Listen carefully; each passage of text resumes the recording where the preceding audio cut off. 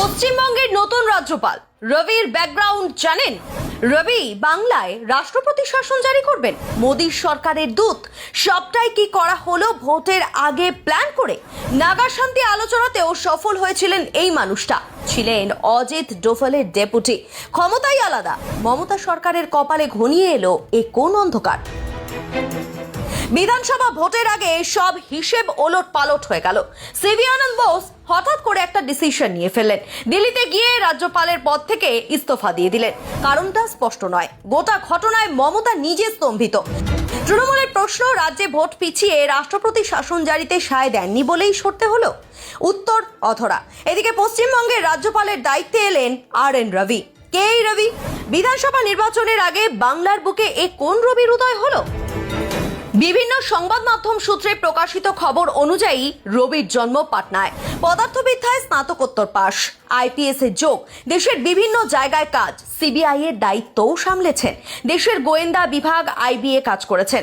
সন্ত্রাস দমনে আন্তর্জাতিক মহলের সঙ্গে গোপন তথ্য বিনিময়ের ক্ষেত্রেও এই রবির ভূমিকা ছিল গুরুত্বপূর্ণ।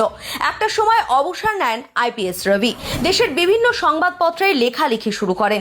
প্রধানমন্ত্রীর দফতরে যুগ্ম গোয়েন্দা কমিটির চেয়ারম্যান পদ পান। নাগা শান্তি আলোচনায় তিনি ছিলেন মধ্যস্থতাকারী। কেন্দ্র তাকে নিয়োগ করেছিল। 70 বছরের অচলাবস্থা কাটিয়ে সাকসেসফুল হয়েছিলেন রবি। নাগাল্যান্ডে শান্তি ফিরেছিল। তারপর ডোভালের ডেপুটি হন। পরে হন নাগাল্যান্ডের রাজ্যপাল। তারপর তামিলনাড়ুর রাজ্যপাল। মানে এই RN রবির কেরিয়ার গ্রাফ রীতিমতো সোনায় বাঁধানো। কিন্তু এই যে তামিলনাড়ুর রাজ্যপাল হয়েছিলেন, সেখানেই রয়েছে টুইস্ট। বিজেপি বিরোধী MK স্ট্যালিনের সরকারের সঙ্গে বিভিন্ন সময় বিভিন্ন কারণে সংঘাতে জড়িয়েছেন এই রবি। বাংলাতেও কিন্তু বিজেপি বিরোধী সরকার। তাহলে সেখানে কি হবে? দাঁড়িয়ে যান। তামিলনাড়ুর ক্ষেত্রে পরিস্থিতি এমন তৈরি হয়েছিল যে একসময় রাষ্ট্রপতি দ্রৌপদী মুর্মুর কাছে রাজ্যপালকে বরখাস্ত করার দাবি জানিয়েছিল তামিলনাড়ু সরকার। এমনকি রবির বিরুদ্ধে সুপ্রিম কোর্টে মামলাও করেছিল স্ট্যালিন সরকার। তারপরেও সংঘাত মেটেনি, বরং পরিস্থিতির অবনতি হতে শুরু করে। তামিলনাড়ু বিধানসভায় সেইবার জাতীয় সঙ্গীতের অবমাননা করা হচ্ছে বলে অভিযোগ করেন রবি। সরকারের লিখে দেওয়া ভাষণ পাঠ না করেই ছাড়েন অধিবেশন। রাজভবনের বক্তব্য ছিল, তামিলনাড়ু সরকার যে ভাষণ পাঠ করতে দিয়েছিল তাতে প্রচুর বিভ্রান্তিকর কথাবার্তা ছিল।